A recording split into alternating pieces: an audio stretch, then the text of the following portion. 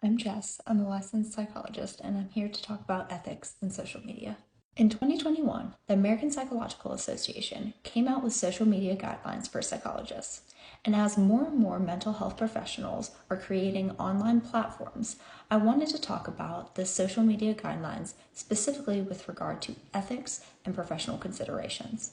It is important to note that these guidelines are specifically for psychologists. However, these guidelines are the most recent guidelines to come out with regard to social media of any professional mental health organization in the United States. Therefore, although other mental health professionals don't necessarily have to follow these guidelines if they're not psychologists, they may still be a good rule of thumb for anyone to follow who is a licensed professional or for consumers of mental health content to be aware of.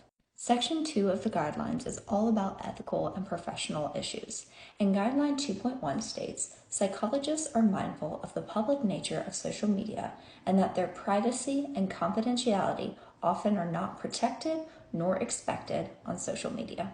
What this basically means is that as psychologists putting out content on social media, we lack privacy and confidentiality just like anybody else who is creating content.